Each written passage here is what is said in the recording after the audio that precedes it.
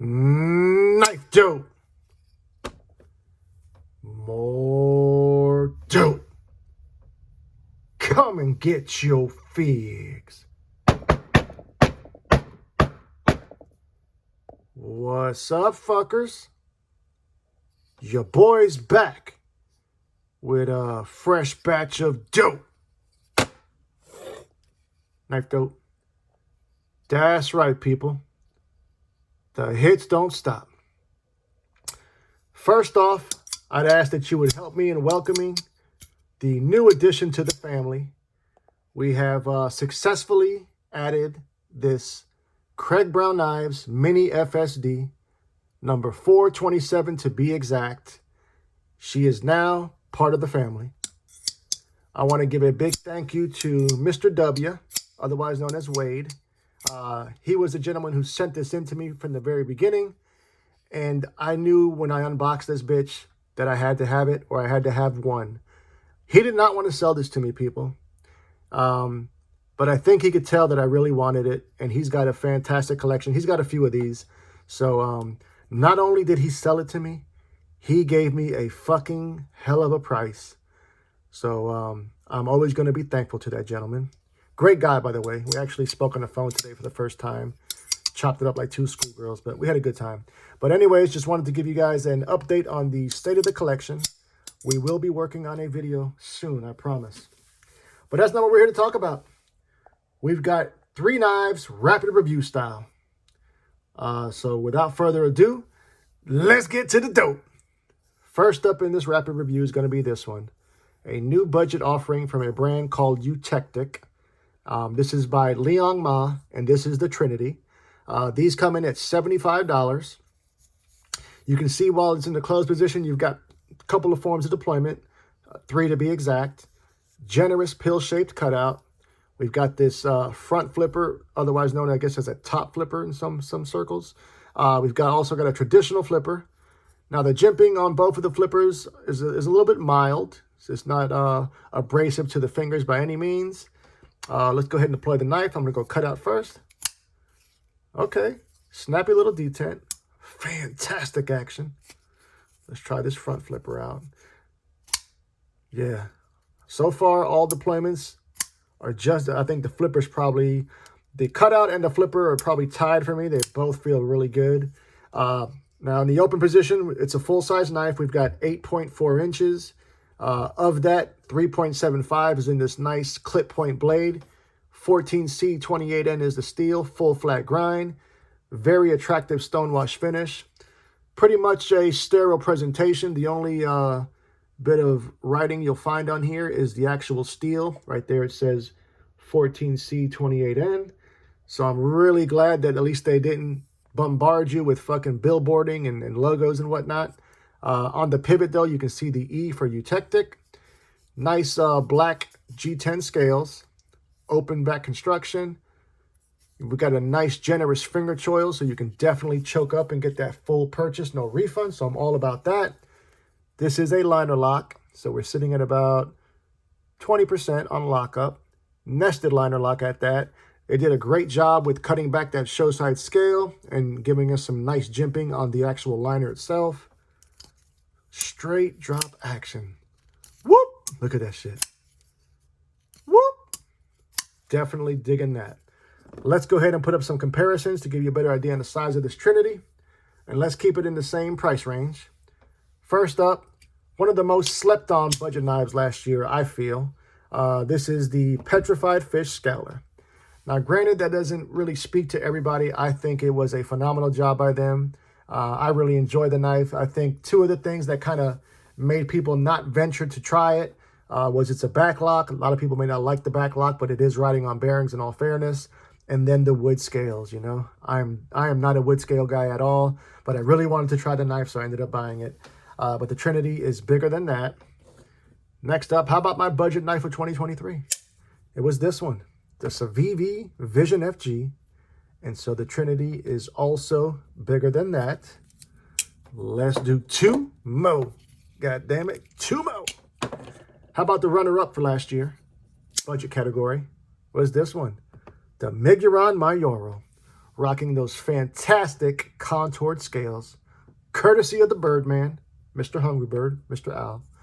Last but certainly not least, my most recent budget purchase thus far is the Civivi Chevalier version 2. Don't get it fucked up. And so the Trinity is bigger than both of those as well. So yes, people, 8.4 inches. They're not fucking around. Giving us a big knife vibes. Can't complain about the action, the fit and finish. I don't know who the OEM is on these, but they did a good job, you know, considering it does, you know, in all fairness though, I mean, it feels budgety. It looks budgety, it feels budgety, so it's a goddamn budget knife. What do you want me to tell you? That was the Trinity from Eutectic. All right, next up. All right, next one is going to be coming to us from a company called Bade, B-A-D-E.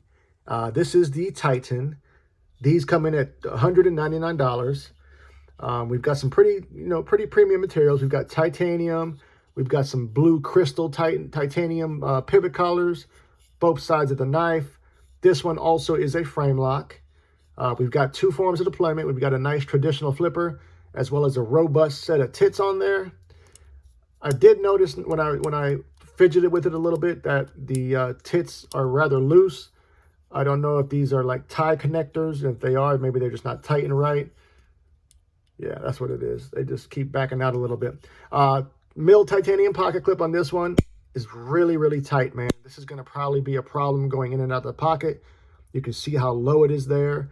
You know, add that to the fact that the tension is really, really strong, so that might be an issue. Let's go ahead and deploy the knife. We're going to go with the thumb studs. Woo! D10 is dialed the fuck in. Look at this blade, people. Aggressive American Tonto is in the building.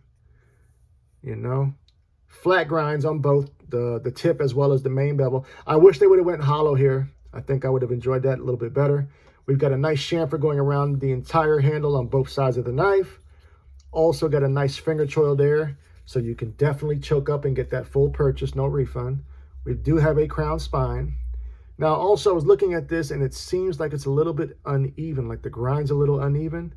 I don't necessarily know if that's my eyes playing tricks on me or what, but it feels like this one's, you know, ground a little bit more steep than this one. I could be wrong, but that's just what it looks like. Nice belt satin finish. Now, these are actually OEM'd by Tuya, and Tuya can make a good knife. Plenty of room for your disengagement. They even went ahead and chamfered the lock bar itself, as well as cut away that show side. So very enjoyable for your disengagement. The flipper hits your thumb upon deployment, or rather disengagement, and then you move it out the way, give it a little shake, right back to the house. Definitely a small knife, coming in at 5.6 inches. Of that, 2.18 inches is in this Tonto blade. Now, when I look at this, I'm thinking like scraper vibes, maybe even a little bit of light, you know, light duty prying, you know, box cutting all day, that type of vibe. Let's go ahead and put some comparisons up for this one. Now, I love me some smaller knives, so I got quite a bit of selection for these. First up, let's bring back some more Civivi. We're going to go with this one, the Civivi Thug 2. That is a Matthew Christensen design. That is a Japanese Tonto. So you see the Japanese Tonto versus that American Tonto. And the Titan is smaller than that. Next up, should have came with America first, but I didn't. My favorite small pocket carry knife to date is this one, which is the Spyderco Little Native. And that one is the Wharncliffe apparatus. So you can actually see that the Titan is actually smaller than the Little Native, bro. That Little Native is a small little fucker. So just be warned, this Titan is small. Let's do 2 more. God damn it, 2 more. Got to get some Demko in your life. We're going to go with the Slicer Cub. So there you see that. Last but certainly not least, my favorite fidget knife of 2023 was this little bitch. This is the Mini XOM. And so there you see the Titan up against that. I love, you know what? Full disclosure, I was so goddamn close last night to buying. I found an XOM. It had the burled micarta, and I think it had 20 CV blade steel. I almost did it, man, but I bought 3 other knives in place of that, so stay tuned for that. But here you have the Bade Titan. Not my jam, but, you know, it is what it is. That's the Titan. What do you want me to tell you? All right, last one we got is coming to us from Concept. Now, full disclosure, I did just buy a Concept. My first Concept ever. It is the only Concept that has ever made me want to go out there and buy it. But this one is not mine. This is one of the pass-arounds. This is the Cosmos. Now, this is designed by Mr. Paul Munko, who most recently brought us a Kaiser collaboration that really impressed me. That was the Mystic. Obviously, it impressed a bunch of people because they're sold out. You can't find it anywhere. And I do not know if Kaiser is going to be releasing more of those. That I don't know. But this one comes in at $199 as well. Nice and centered out the gate. We've got this white and black Nebula carbon fiber, along with some nice titanium bolsters. Clean looking, very clean looking, nice aesthetic. Once again, we've got a pocket clip that is really low, except this one's got a little bit more springy tension, so it might be a little bit easier to slide in and out that pocket. We've got single form of deployment here. Very minimalist flipper tab. I would call that a la like a Vero. So here you see a Vero side by side.